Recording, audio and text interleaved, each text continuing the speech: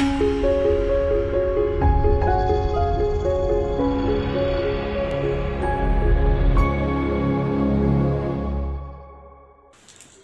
वालेकुम दोस्तों, आज का हमारा टॉपिक है यूरिक एसिड। यूरिक एसिड क्या है और जिस्म पर इसके क्या असरात होते हैं। यूरिक एसिड जो भी हम ग़िज़ा खाते हैं उसमें जो वेस्ट प्रोडक्ट होती है वो गुर्दों के ज़रिए खारिज हो जाती है, और जब गुर्दे सही काम कर रहे हों तो वो सही मिकदार में इसको खारिज करते रहते हैं। जब गुर्दे ख़राब हों, गुर्दे यानी वीक हों, तो उस वक्त वो उसको मुनासिब मिकदार में खारिज नहीं कर सकते, जिसकी वजह से यूरिक एसिड की तादाद बढ़ जाती है।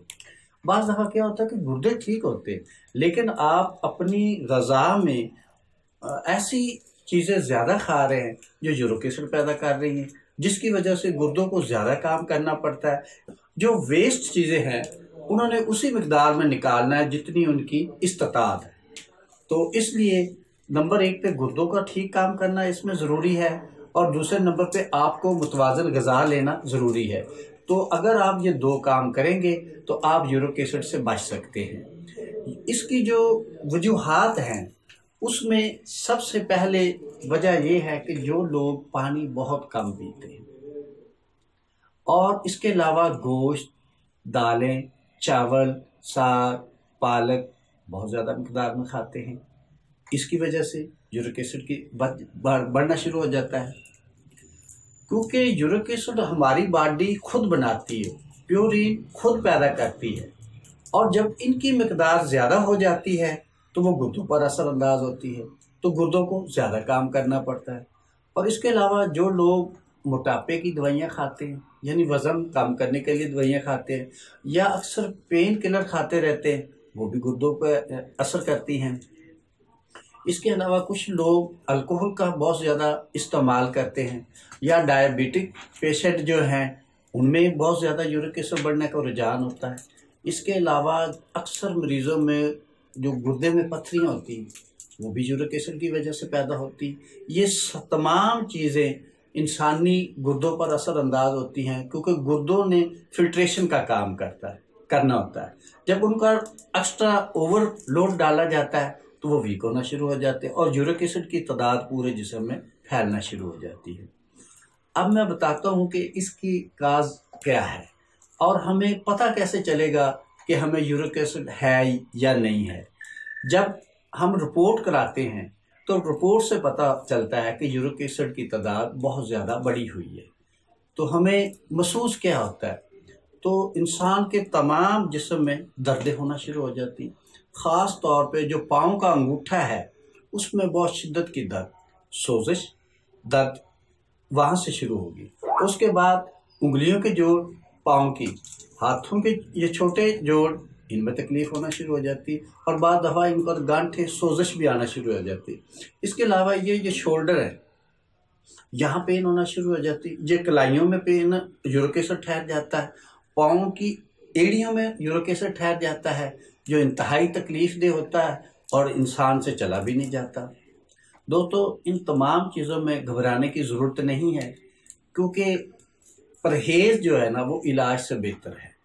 सबसे पहले तो आपको ये सोचना चाहिए कि ये मुझे यूरिक एसिड हुआ क्यों है, और इसकी जो वजूहात मैंने बताई हैं उस पे आपने ज़हनी तौर पे काम करना है, यानी परहेज़ करना है।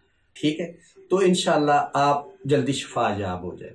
अब आपको मैं बताता हूँ होम्योपैथिक अद्वियात, जिससे इस्तेमाल करने से आप पूरी ज़िंदगी इससे निजात पा सकते हैं।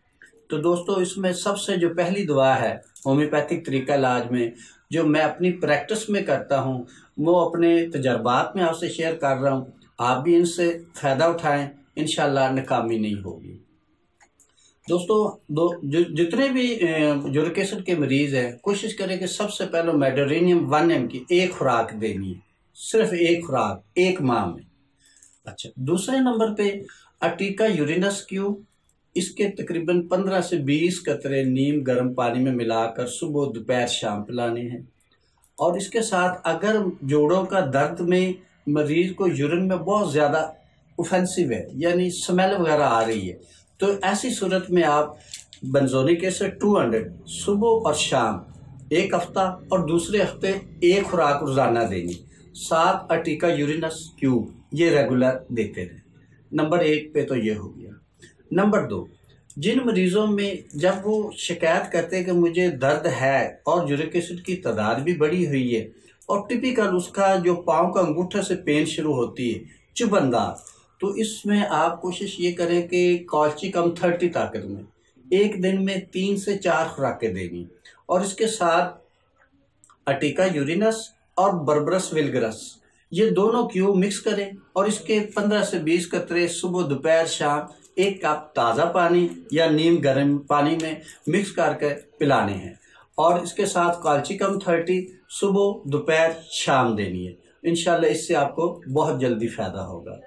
इसके अलावा कुछ मरीज़ों में ये है कि जब वो कहते हैं जब मेरी एड़ी में बहुत ज़्यादा तकलीफ़ है बवजह यूरिक एसिड, तो ऐसी सूरत में आप लाइकोपोडियम 200 5 कतरे सुबह 5 कतरे शाम 1 घूंट 1 चम्मच पानी में मिलाकर उसको कम से कम 2 हफ्ते रेगुलर पिलाएं। इंशाल्लाह किसी और दवाई की ज़रूरत नहीं होगी, इससे कवर हो जाएगा। इसके अलावा कुछ शिकायतें बहुत पेकुलियर टाइप की होती हैं जिसमें मरीज़ कहता है कि जी मेरी कोहनियों में बहुत शदीद दर्द रहता है और रिपोर्ट में यूरिक एसिड की शिकायत भी है। तो ऐसी सूरत में आप कॉस्टिकम 200 में सुबह दोपहर शाम सिर्फ 1 हफ्ता देनी, इंशाल्लाह इससे कवर हो जाएगा। और इसके बाद कुछ मरीज़ों में ये होता है कि जो अपनी प्रैक्टिस में हम देखते हैं कि मरीज़ को आप जब मिजाजी दवाई देंगे वो इनसे भी ज़्यादा असर करती है। जैसे मेरे पास एक मरीज़ा यूरिक एसिड की बहुत शदीद दर्द तकलीफ़, लेकिन वो कहती है कि मैं अभी रास्ते में आई, हवा में मुझे अच्छा लग रहा था, बंद कमरे में मुझे घुटन होती है, तकलीफ़ें मेरी ज़्यादा बढ़ जाती। तो मैंने उसको पल्साटीला 200 सुबह और शाम सिर्फ 1 हफ्ते की दवा दी। 1 हफ्ते से उसकी सोजिश भी कम होगी और दर्दें भी कम होगी। उसके बाद मज़ीद 1 हफ्ता 1 खुराक रोज़ाना दी और अब तक माशाल्लाह वो ठीक है। इसी तरह दोस्तों जो मरीज़ की अलामात हैं कोशिश करें कि वहाँ तक रसाई की, तो इंशाल्लाह आपको किसी और दवाई की ज़रूरत नहीं पड़ेगी। और इसके अलावा एक चीज़ मैं आपको बता दूँ, बायोकेमिक में फेरमफास 6x, natrum sulph 6x, natrum fast 6x, ये तीनों दवाइयाँ आप कंबाइन करके इसकी 6 से 8 गोलियाँ नीम गर्म पानी के साथ दिन में 4-5 मरतबा दें हर मरीज़ को। ये बायोकेमिक में इसका बहुत अच्छा रिजल्ट है। और दूसरे नंबर पे जो नसोड है यूरिक एसिड, इसकी जो एसी से बनी है ये पोटेंसी, उसकी 200 की 1 खुराक चंद दिन दे दे, बाकी ये दवाइयाँ तरतीब वाइज चलने दें। इंशाल्लाह आप यूरिक एसिड से मुकम्मल निजात पाएंगे और अपना परहेज़ जारी रखें, तो इंशाल्लाह आपको किसी और दवाई की ज़रूरत नहीं होगी। नेक्स्ट वीडियो तक मुझे इजाज़त। अगर दोस्तों आपने मेरे चैनल को सब्सक्राइब नहीं किया तो मेरे चैनल को सब्सक्राइब कर लें और बेल आइकन को दबा दें ताकि मेरे आने वाली तमाम वीडियोस आप तक बआसानी पहुंच सके। वस्सलाम।